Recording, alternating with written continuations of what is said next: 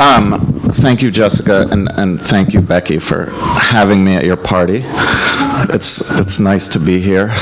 Seems like a friendly crowd. I'm a little nervous because I've never read in front of a priest before. So I figure I should probably read something really dirty, right? Yeah. No, I'm just going to read from the beginning of my novel, which is maybe just a little dirty. And I'm going to read it in Norwegian for...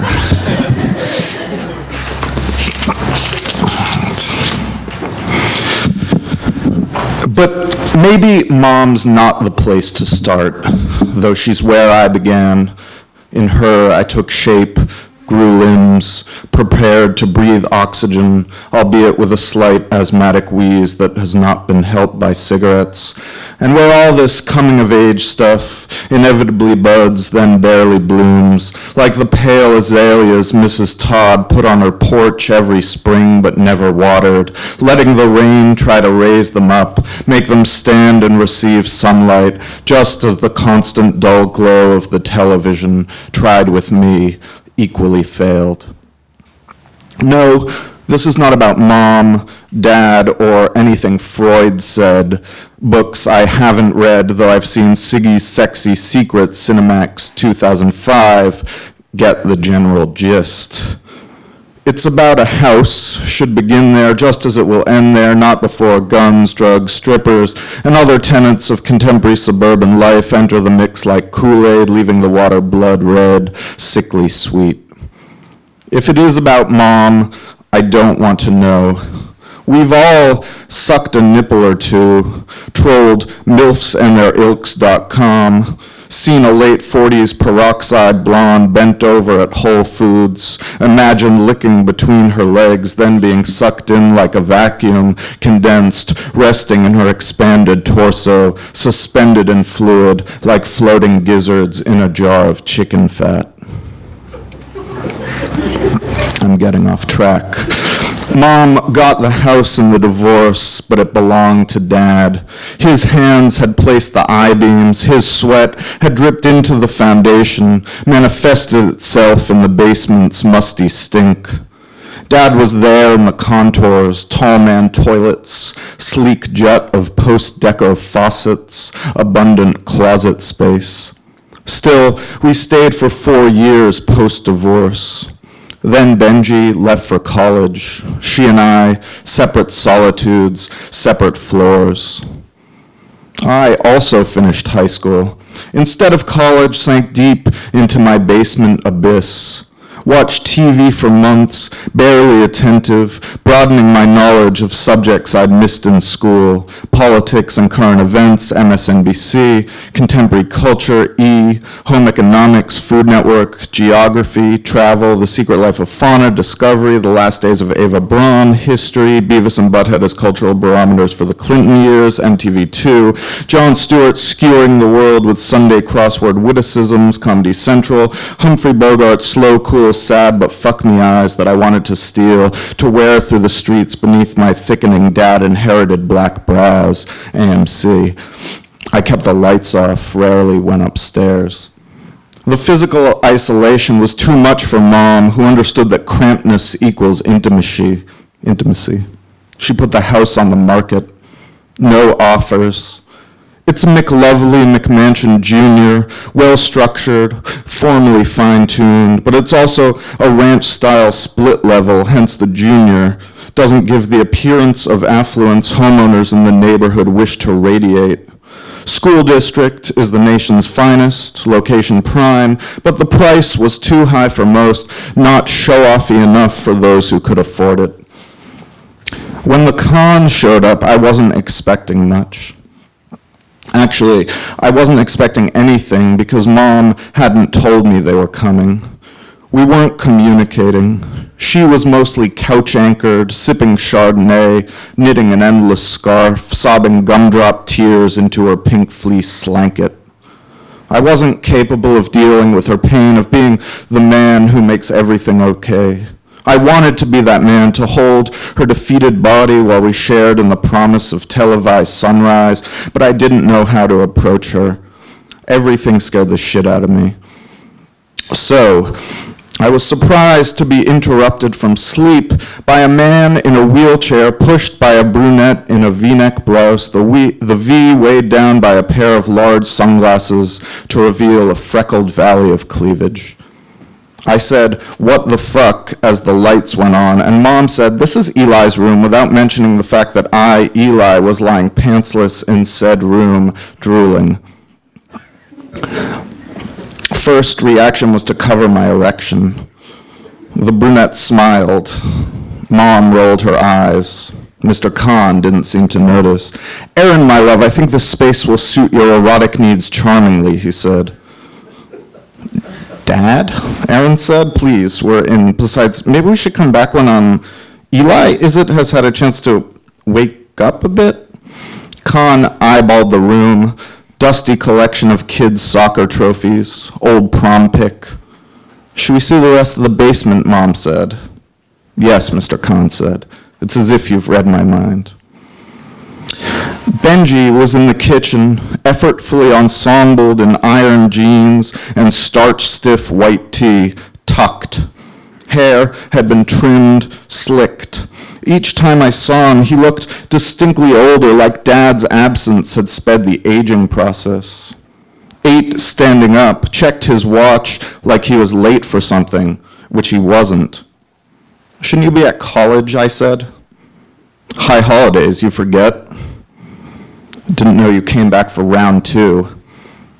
Yom Kipp's the important one, Day of Atonement. When is that, tomorrow?" He looked me over, open bathrobe, revealed a defeated by gravity stomach. Hair was a bird's nest. I was a wounded, well-fed bird. "You got a suit?" he said. "I don't know, dude. Who are those people downstairs?" Benji took a bite from his sandwich, looked at his watch again, plucked a nose hair, unmirrored with impressive accuracy.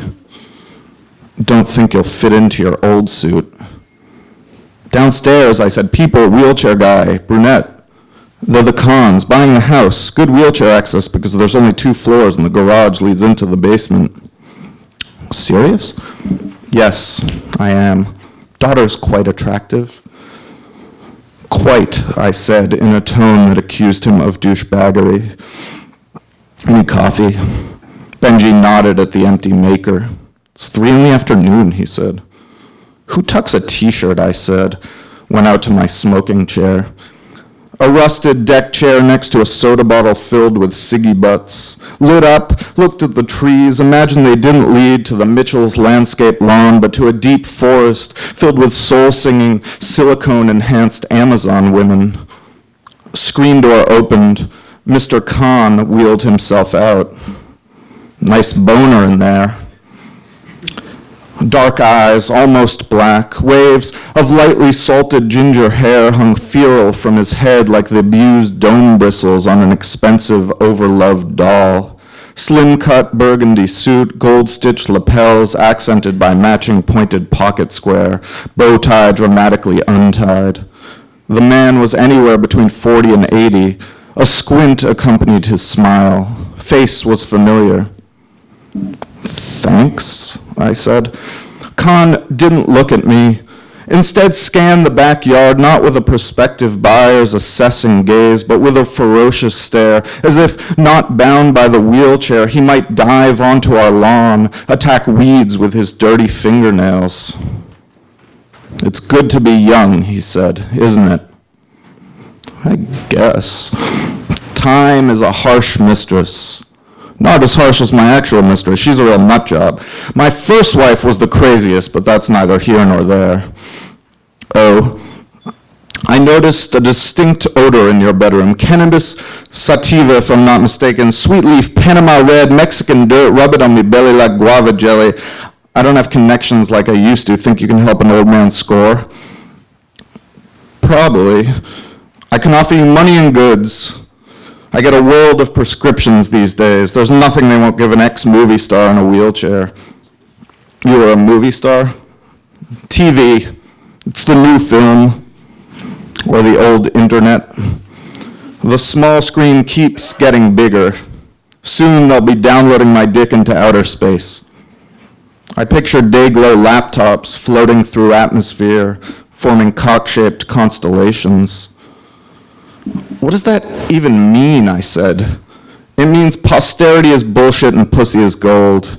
It means the nighttime is the right time, you get my drift. It means the world turns, my friend, no matter if your blood runs red or blue. But I see that you're a philosopher. That's a good place to start.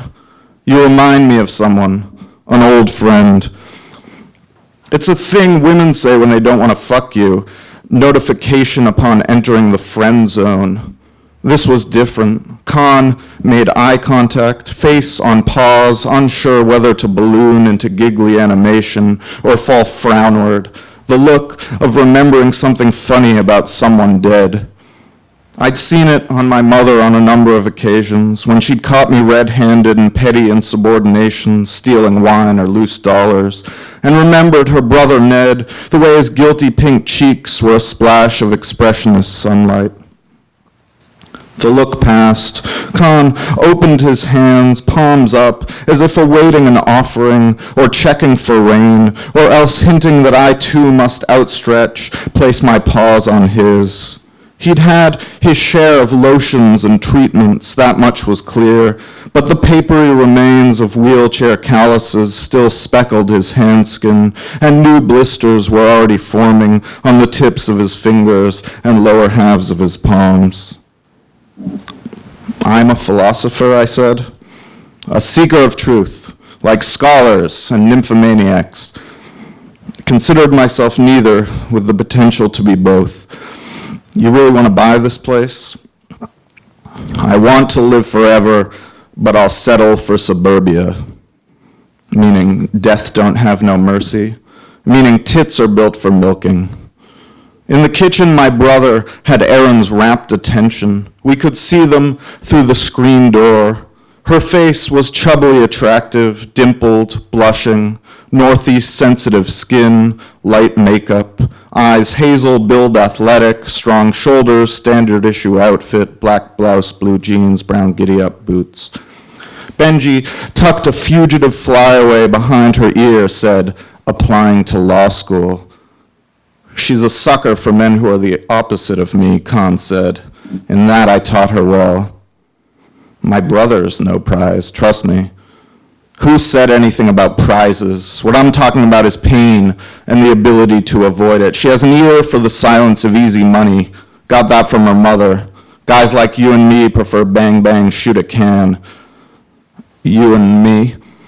I recognize my own kind. Don't deny it. You've never worked a day in your life and don't plan to. It's a noble pursuit, but it's also supremely selfish. We're carried by our daughters and brothers, wives, mothers, lovers. We're pathetic wards. We're anchors and they're beautiful ships stuck in dock until we unhook ourselves. I'm trying, but it's hard. I cling to those highs and lows, those legs wrapped in fishnet hose. Those legs just walk on past. I'm dragging behind, holding on for dear life. I can see from the look in your eyes that you too are a failure in that regard. I'm a failure in many regards. Khan removed a business card. Call me when you can help me out. Will do, I said. He turned his chair, wheeled back toward the kitchen. Erin opened the screen, lifted him inside. Her biceps bulged from a lifetime of lifting. The card said, Seymour J. Khan, actor, cripple. Sell an email listed below. Thanks.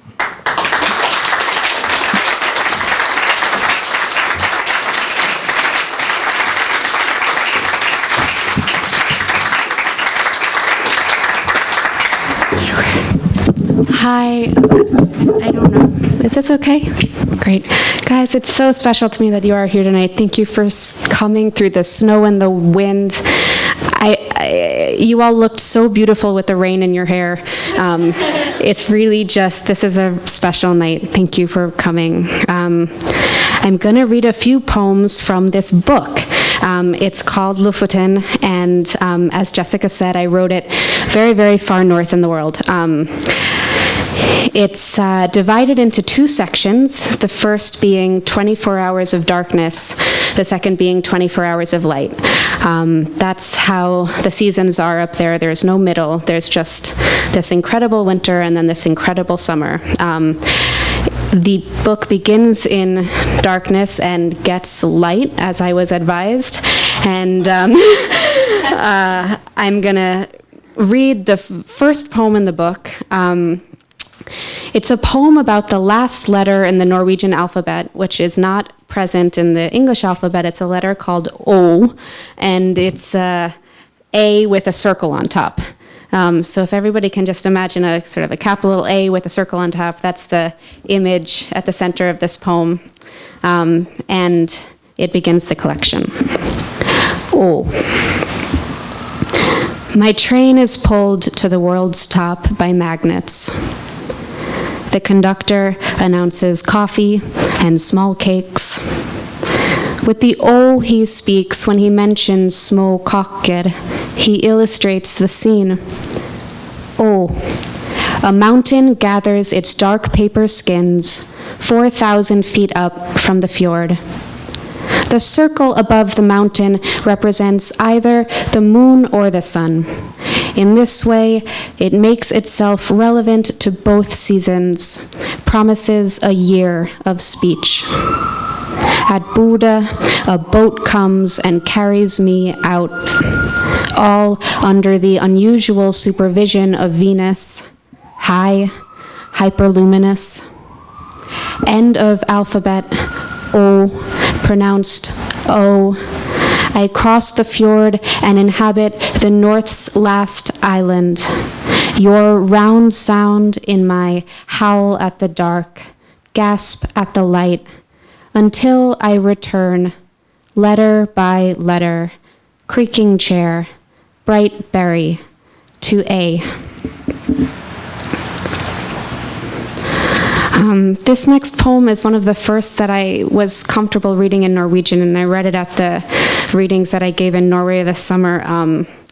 It makes a mistake that wound up being a kind of running joke that I'll explain after I read it. But I'm going to read this one poem in Norwegian first, just to get those Scandinavian sounds in the room tonight, since they're so much a part of this book. Each poem is printed in English and in Norwegian, if you haven't seen. And I have the great pleasure of having my editor and co-translator, Nora, here from Norway tonight. So this is a poem called Crescents in English, or Halvmåner in Norwegian. It's the only poem I'll read in Norwegian, so you don't have to wonder what's going on. Halvmåner. Bak dette fjellet stikker halvmånen opp som hornet på en geit. Av det skinnende hornet ser man at himmelen ikke er havet. Fjellet insisterer på sin egen form mot himmelen, og himmelen tier rundt det. På dette språket er ordet for nord flertall av nå. Hvis jeg sier jeg må vaske gulvet, må jeg vaske det 2 ganger. Først for gulvets skyld, så for å glede det lille lyset, som kommer fra et mørke det ikke kan fortrenge. Det vil så gjerne sprette opp fra de blankskurte flisene. Jeg snur hver løkbåt, en stekepanne full av parenteser, engen snødekke. Opp av engen hopper sauer og blir til snø igjen når de lander. Okay, so in English, to explain that, a poem called Crescents. Over this mountain, the half moon sticks up like a goat's horn. The sky is visibly something other than the sea because of the bright horn in it. The mountain insists upon a shape against the sky, and the sky makes no sound around it. In this language, the word for when is the plural of now. If I say I must wash the floors, I must wash them twice, once for the floors, and once to satisfy the petty light, which arrives from a dark it cannot displace, wanting to bounce off the immaculate tile. I turn over each onion, the pan full of white parentheses, the field snow-covered. Out of the field, sheep come jumping and turn back into snow when they land. So the mistake is that when is not the plural of now. When I was learning the language, I thought that you could just add an R to any word and that would make it plural, and it turns out it's usually an ER or something else. So every time I read this, I had to kind of tell everybody afterwards that I know it's not the plural. When we were translating it, we kind of considered somehow adding a line to the poem that says, "Just kidding," but we decided not to.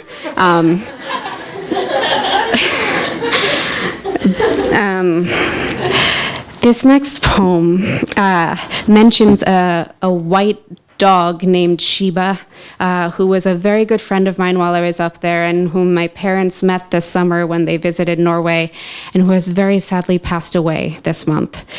So this is in memory of the dog Sheba. Blank harvest.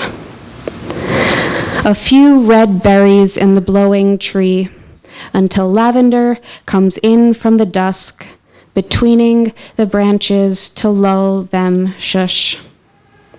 A moth wants to come in, starts throwing itself against the glass. Come morning, come rainy morning, even when the rain on the sill is the sound that wakes you. Still, the jingling comes from the sheep's jingling bells. Her wool is wet and her nose against my window. Is it a man or an animal or neither out there in the crop rows? Oh, yes, it is a man with a white face and a black sweater like a cow. He is in the crop rows for hours. A night machine makes circles in the fields. It seems to be made of hundreds of headlights, a square of lights winding through the even stalks. When the machine turns off, the field goes black. There is nothing to see. The mind scrambles and says to itself, I've seen a raven and sea eagles and a great variety of mountain berries. Once, the white dog Sheba came home pink from tittebar juice. She had rolled in them. I wait for the machine to appear again in the field. What was it harvesting at night? Anyway. Tittebar are this little red berry that grows outside in Norway, and a dog can roll in. This is the last poem I'll read from the Darkness section. It's a poem called Animal Kingdom. I make all the space in the room equal to my flesh by a tender act of algebra. I subtract today from myself and add it to the night 0. I sleep, calling it even. I get my meat before dawn when lines of lights, observed from above, draw the image of a deer in terms of only its veins, and the veins suffice. Walking in sleep between trees whose trunks and branches I can interpret as friends and donkeys, my image in a long red jacket I find reflected over the glass eye of a mule. I flatten over the bed again, and the sea lies flat down my length, my lungs floating up islands over the buried caves where organs brew, my butt a deep valley full of fish. Over the line, the water draws down my center in open air, sitting towards the west. One lump sun beats out all its blood colors all night, until waking, I find that no other sun rises. Then the next thing that happens in the book is that the sun rises and we come to the light section. 24 hours of light, 24 timer lys. This is the first poem in the light section, and it kind of brings the seasons together. How is everybody? Okay? Great. Couplets. The light fills you with desire for the earth. The dark fills you with desire. The light makes you want to look at the fields. The dark makes you want to be looked at. The light makes the window a place. The dark makes the window a torment.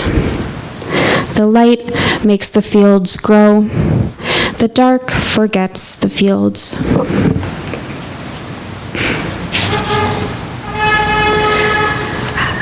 Just a few more poems. This one is set at a place called Egham. That's right on the northern shore of Lofoten. So there's no land between this shore and the North Pole. It's sort of a straight view to the top of the world. It's really up there, and it's there's no pebbles. Everything is just massive. There's huge rocks, and you have this feeling that if you look for too long, you're going to fall off the edge of the earth. This is a poem called The Illusion. Day with the same colors as the inside of a blue mussel becomes night. It is always dawn. Entire mountain ranges are repeated on the surface of the lake without the interruption of a single fish. Red curtain of the clouds announces the sun. Coming up, it lights so many horizons. It is not true that there is one sky, that it is the wall at the end of the ocean. The clouds turning red are only the nearest clouds. The depth is created suddenly when you see the light streaming up behind their faces from a second horizon with no name and no line and all vanishing points. There's two more poems. This is a poem called The Examination of Parts. It's a poem that I think my beautiful boyfriend Zach likes, and I want to read this one to thank him for the extraordinary support and patience and energy he has given me through the entire editing, translating, design, and printing process of this book, and every day. The Examination of Parts for Zach. You appear in a hole of light big enough for a thumb. Your thumb appears. I love it. The light widens. The light widens, and your parts appear one after another, each making its contribution to a total that must be divided by the number of parts. Your body, as it reveals itself to me, finally being understood as a splintering wooden floor. The furnished room, of which you are the splintering wooden floor, will be lit when I come to dance. You will have lit the whole room with your marvelous sequence of parts, and I will remember the whole you came from. The gift of the widening light that came after the first sign.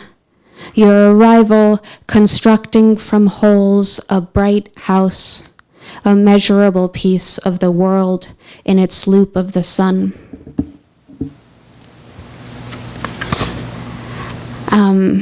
Thanks again for coming tonight. This last poem is called America Isn't Mine.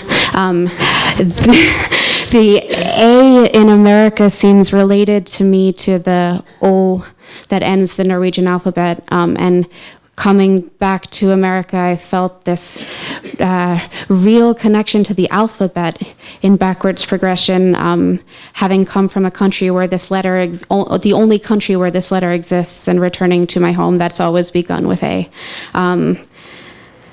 It's the only poem in the collection that occurs in America. It's a poem of homecoming. America is mine. We drove through what looked at times like upland, like Norway, places I had been. But it was my land and current. My heart had been not as much broken as given back to me. And having lent it out a while, my chest was filled with a long-remembered pumping that blazed in the ears of road wheat. We rolled through the nation until my heartbreak was wide and well oxidized. propped up at its center by a towering line of redwoods, in whose undershrubs berries were farmed by the warm hands of farmers. And because I was ripe, they were sweet. Thank you so much, everyone.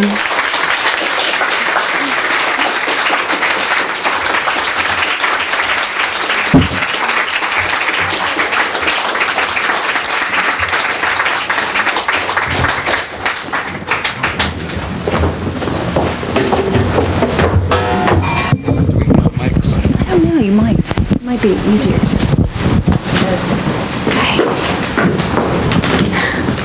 I'm back. This one. I don't think that. Hello? Should we just talk? I feel like we don't need the mics. It won't be recorded. Oh, okay. It's on. So.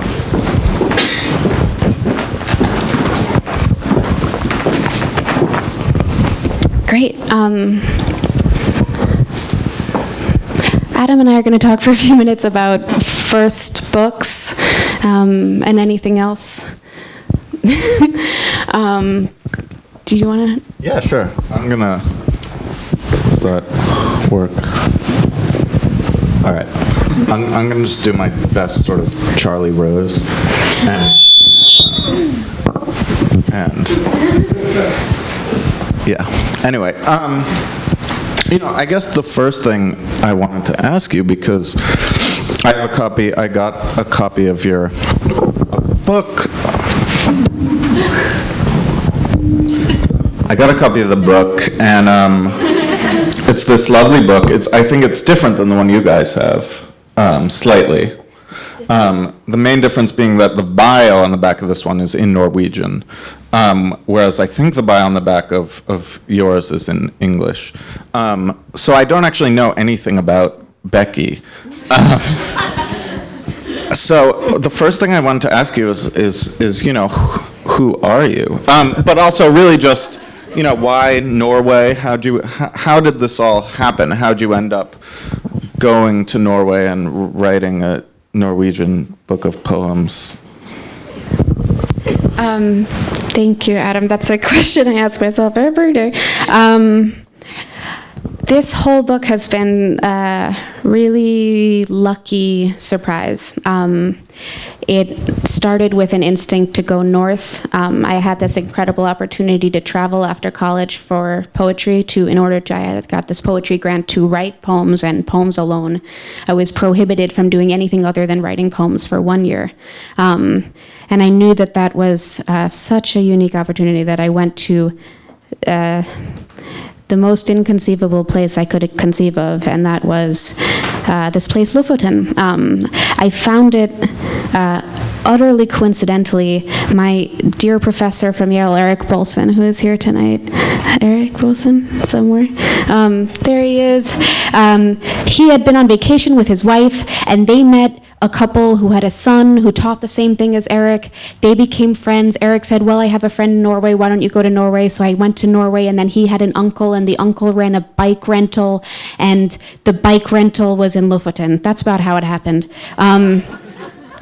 So I went up there, and I rented a room. And once you get up there, it's about a 27-hour train ride followed by a 5-hour boat ride across the northern fjord. Once you get up there, it's really hard to get anywhere else. So I decided to stay for a little while, even though it was shockingly lonely. I thought that I was moving into an artist colony. It turned out to be me and one artist whose name was Alf, and who was a very kind and decent and talented middle-aged painter who happened to be the only inhabitant of the art colony at that time. And the two of us hunkered down. The artist colony had previously been a mental asylum, and so it was these sort of long corridors with many rooms and bathrooms, and I had an entire floor to myself with many bathrooms, and he had an entire floor to himself with many bathrooms. And I spent a year there. Did you use all the bathrooms, or did you like pick one? Ultimately, I picked one, but I used all of them a couple times each. It was a very beautiful year. I mean, I had never had the opportunity to be that alone. I grew up a few blocks from here, and there is nobody out there. I mean, it was a very beautiful walk down to town where one really could buy anything. I was fully supplied for food and household goods. But it's extraordinary to look out the window and just see fields, sometimes a cow, and then the edge of the earth. So I couldn't pass it up. I couldn't say no to that situation. So I stayed there, and there was so much to see every day that I wrote these poems, which, to my great fortune and delight, were read by a publisher in Oslo, who Nora represents, who called me in, and we started talking, and we started editing, and then Nora and I started translating the poems from English to Norwegian. This has been in the works for about 3 years now, and the book came out this summer in this beautiful edition that I love. So it's just really nice to show it to you tonight. And so you're not Scandinavian. Not at all. You're just blonde. Not even really blonde. I was blonde once when I had hair. My eyebrows are a little, so I could pass. That's all I'm saying. One thing I wanted to ask you about as I feel like,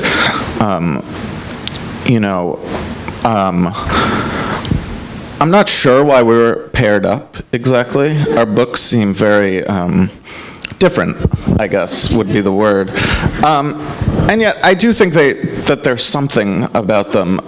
Yeah. And, I think maybe what that thing is, or at least in some way, I think they both feel very much to me about people who feel quite alienated.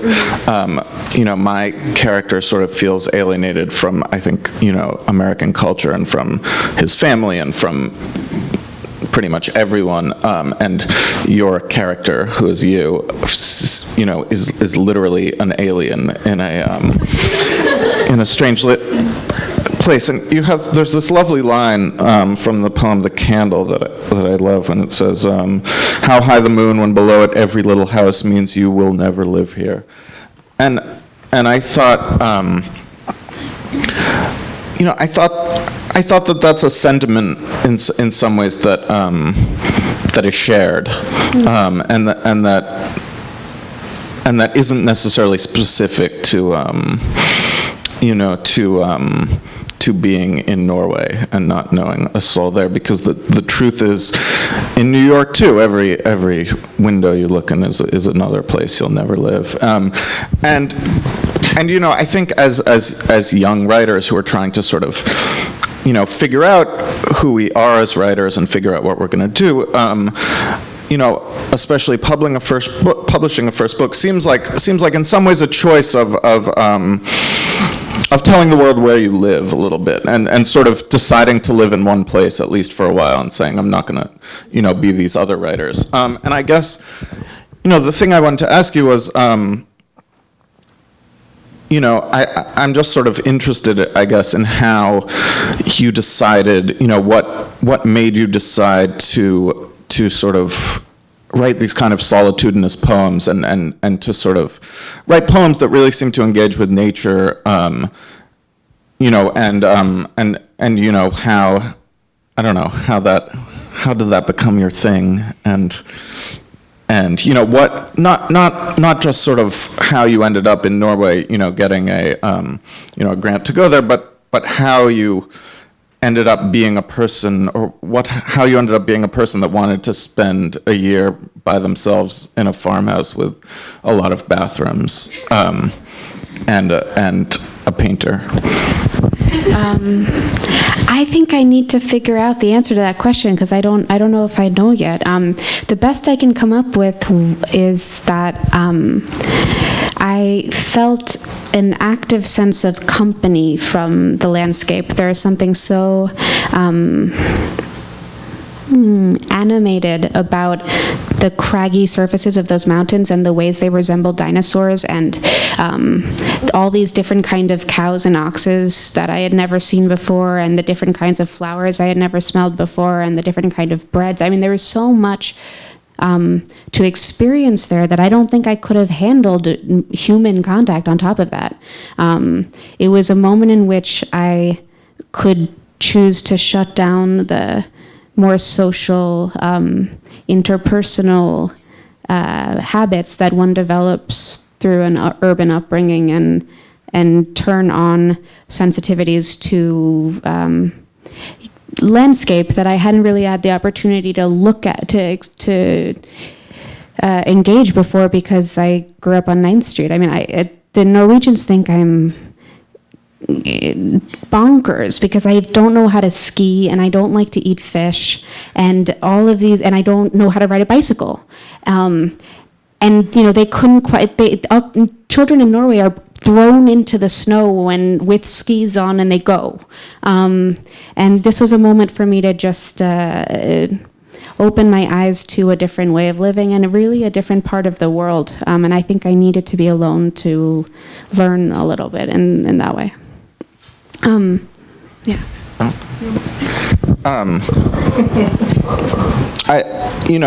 We're sort of talking about, being in nature and being in this other part of the world that is culturally really different, I think, and being not just in a culturally different place, but being in a place of sort of severe isolation. And there are other characters in your poems. In this poem, Table Setting, there's a you that is addressed, and there's this lovely line and there are finer pears than you and I would make. Pale tablecloth with pink flowers, pale sky with pink sky at mountain height, brown teacup and saucer, golden honey jar and golden space between one mountain and another. And, I think that's this really beautiful moment. I also, it's quite a sad line in some way, because I think ultimately, and maybe I'm misinterpreting it, the story is that, that somehow our arrangements with other people can never quite be as perfect or, as lovely as nature's arrangements with itself. I was just wondering, I guess, if that seemed to be a sentiment that sort of struck throughout the book, that somehow, we fail as people in relating to each other, but the world sort of succeeds in relating to itself. I don't know, maybe you could speak a little. That's helpful to me as a reading, because I think that's at the heart of something. When I think about the yous in this poem, they're sort of disembodied. It was always a very fleeting sense of connection. It's very easy to suddenly feel connected to anything, person or otherwise, in that kind of isolation. And yet there's something so extraordinarily permanent about the mountains and the rock of that landscape. So the moments of personal flair in this book, I think, really serve only to punctuate the steadiness and the total invulnerability of the landscape. I would love to ask you, your prose seems so much in dialogue with poetry to me, the rhythm and the cadences, and I've always been really interested in the sort of line that's drawn between poetry and prose. What was your experience? Did you ever, and your poem very cleverly makes use of all kinds of different formats on the page and shapes of text and, space, like white space on the page, I found really satisfying. What was your experience of feeling the moments of poetry coming in, and how did they become prose? Well, I read a lot of poetry, and I think it's important for fiction writers to read poetry, and sort of also I think am bored by a lot of contemporary fiction that seems uninterested in the language, and that language is I think for me sort of the primary thing I'm interested in. But poetry, I'm not a good poet, and I think I'm also interested in other things like being funny and having characters and telling a story. I think the other thing I'm really interested in, narrative, which doesn't so much exist in poetry anymore, or it does, I think, and your poems, I think, in some ways are very narrative. But yeah, I think, I read a lot of poetry, and I try to read it, especially while I'm writing and while I'm at my desk, and think about, as much about the sort of sounds of the sentences and the shapes of them and the sounds of words as sort of what they're actually saying. Where's Jessica Strand? Here. Should we start taking questions? Yeah, why don't you, if there are any questions, please, ask away. Does anybody have any questions for anybody? Oh, yeah. Venya. Venya came all the way from Norway to be here tonight. Can you believe that? Well, it's so astonishing how you not only speaks beautiful Norwegian, but I mean, you're living up there isolated. You stress you are isolated, and at the same time you have managed to have a knowledge of the Norwegian language, which is far above the ordinary daily Norwegian. You managed to express your feelings so well. How did you manage in your isolation to become that splendid in your domination of the Norwegian language? This is like the one, sorry about this. Oh, it's okay. First of all, that's so nice. I think it was because of the isolation that I could just practice. Alf and I would read the newspaper every night, and if there was an article about a cat, then I would learn one cat, the cat, and that sort of became my grammar lesson for the night. And when you have nothing else to do but write and read and learn the language, that's what you do. And it's a language that makes a lot of sense to me. It's a language I admire. It's a language I love the sound of. And I just loved it so much. I wanted to practice, and I had the time and the situation to practice. So it came together very joyfully.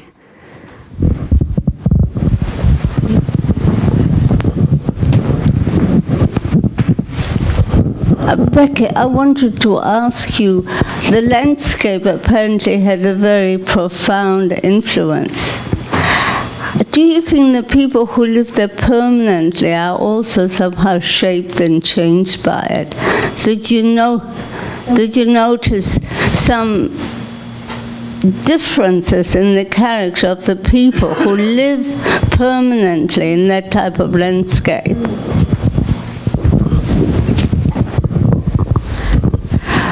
Yes, I think they have taken my sort of admiration and bewilderment a step further into utilization. I mean, instead of marveling at the mountains, they go climb them. I haven't gotten there yet.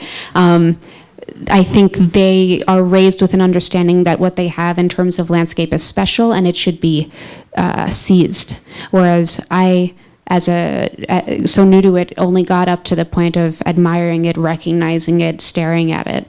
I think they sort of skip that step and jump right on.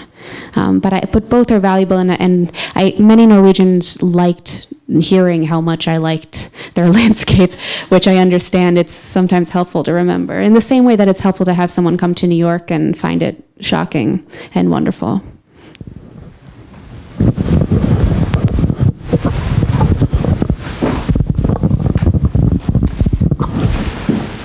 This question is for Adam. So we know how Rebecca came up with her subject for her poems, but how did you come up with your story, and why did you decide to write it?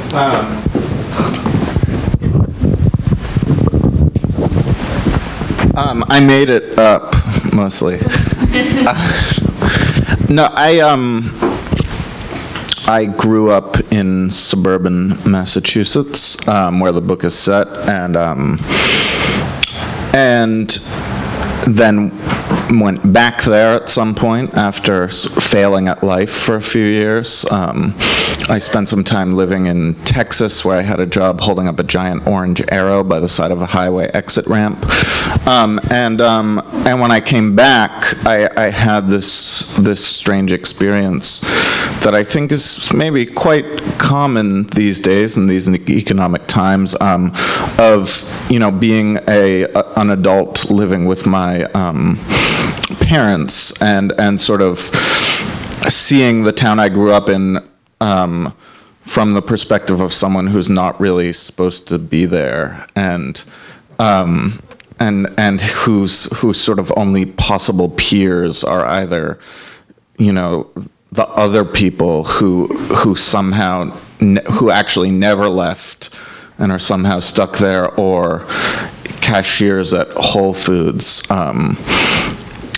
who were really my best friends during the time. And so a lot of the, I think, and then eventually I sort of got things together and I left, and I moved here. And a lot of the book is me trying to, in some way or another piece together that time of my own life, and also sort of piece it together with some kind of a cultural understanding of not just how I ended up there, but sort of what is contemporary American suburbia, and what is this kind of alienation that arrives for people who kind of grew up on the internet and watching a lot of television without quite, having any understanding of like human connection or human relationships, and so sort of become these very lonely people. And I think it was the combination of those two things. But yeah, most of it, but it's not me. I imagine him almost as like who I might have turned out to be if like I hadn't quite gotten my shit together. Sort of like the alternative story, so I had to write it instead of living it, maybe. Anyone else? Yeah. For both of you, what has been the most challenging part of having your first thing published, and also the most exciting thing?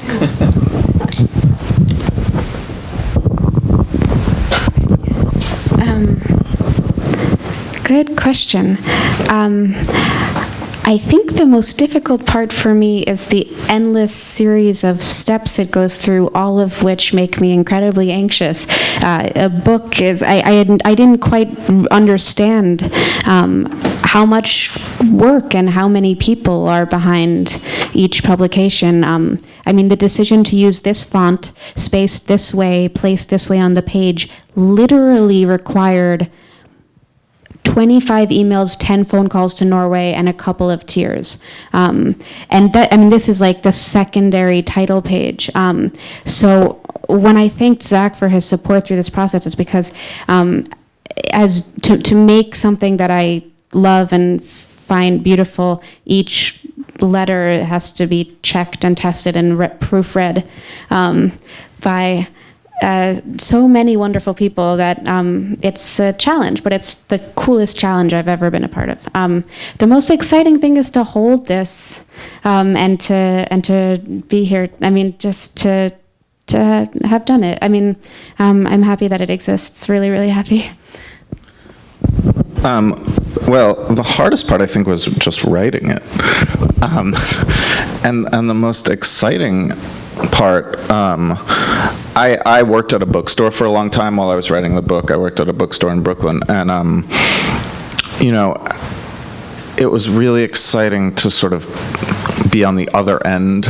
I worked, I did a lot of events, and I met a lot of authors, and then like had to clean the bathroom after they left, and pick up all their trash.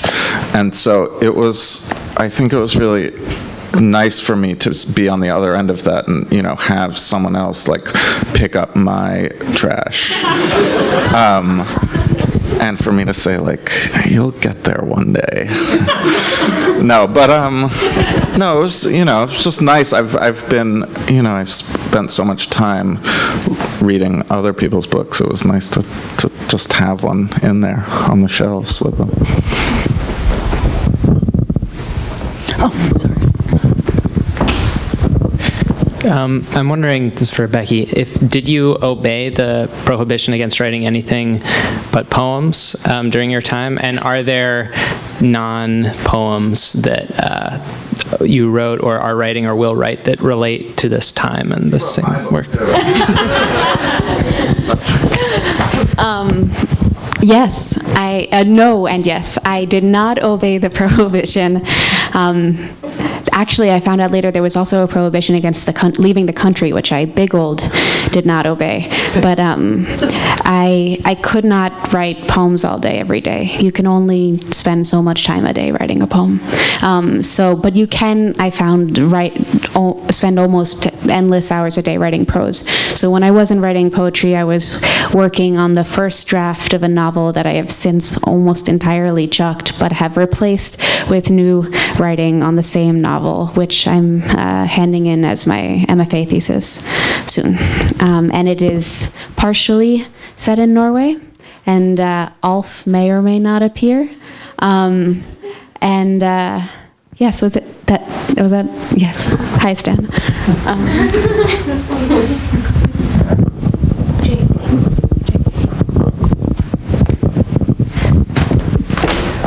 Thanks. I don't have so much of as a question as just to thank you both for the courage it takes to do what you're doing, and to say to Becky, since I know you, that I'm very, very proud of you.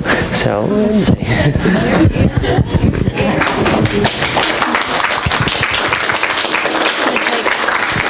Are there any more questions? Yeah, quick one. Yes? Okay. Hi. Are you? Was there urban poetry influence in your stuff? Like your cadence and rhythm reminded me of urban poetry. Me? Yeah. Was that an influence or? Yeah, I mean, conscious influence? if you read the book, my character listens to a lot of hip hop, and that was certainly a huge influence on me. There's also a novelist, Paul Beatty, who I think maybe wrote what might be called urban poetry, and then later wrote these novels. This book, The White Boy Shuffle, which is one of my favorite books. That was also a really big influence on me.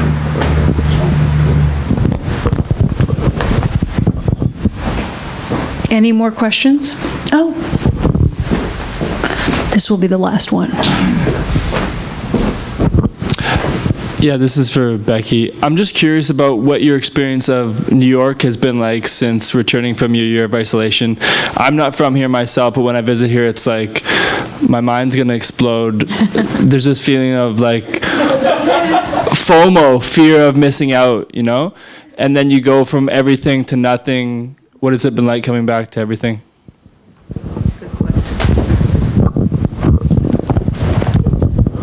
My father asks me the same thing. The tricky thing about New York for me is that it is my home and it is where I was born. So there is a level of familiarity that I think is totally unrelated to the FOMO-ness of it, which is an amazing abbreviation I didn't know. At the same time, I did have to move to Brooklyn.